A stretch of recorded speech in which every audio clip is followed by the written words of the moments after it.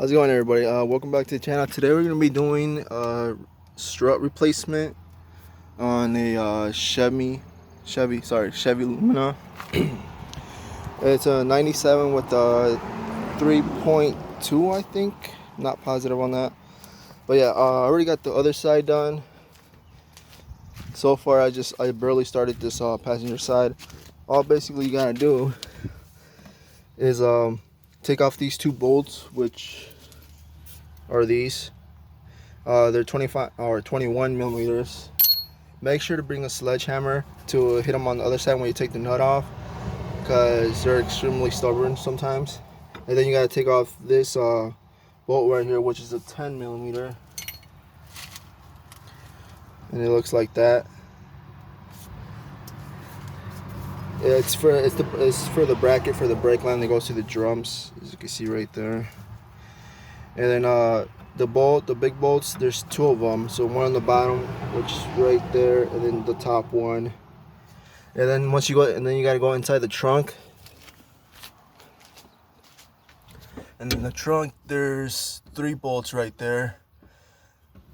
And those are 15 millimeters. The only way you can get to them is with a wrench.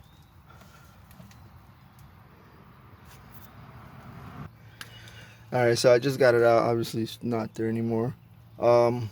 Basically the reason I was replacing them, because the shocks were pretty much blown. And the way you can pretty much tell on that, if you go to each corner of a car or truck, whatever you have, and you press down lightly, not forcibly obviously, and it bounces like crazy, that means pretty much your shocks are blown or about to be.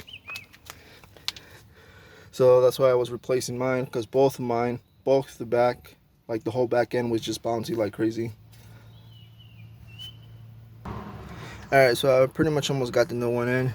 I put this bolt on, put the bottom one on, put the brake line on, put the, I forgot what this is called, but yeah, put the back on. I just need to put the bolts on and tighten the ones on the top up there, and that's it. Oh, and a tip, if you're doing this by yourself, because it's kind of hard to line up the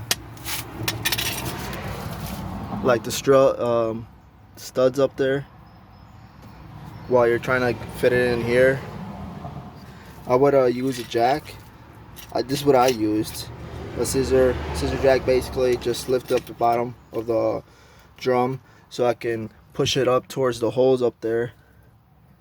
And then after I put it up there, I put the bolts in, not all the way tight, just enough to catch the thread. And then I came back over here and line this up and put these bolts on.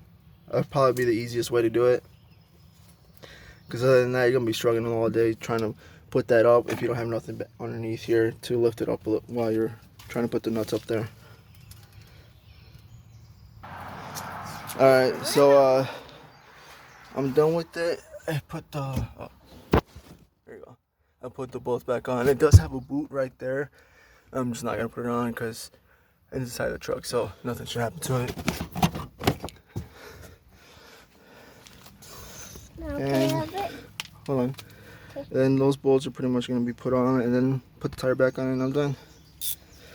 Alright, well, if you liked the video and it helped you out, leave any comments below if you have any questions, and thanks for watching.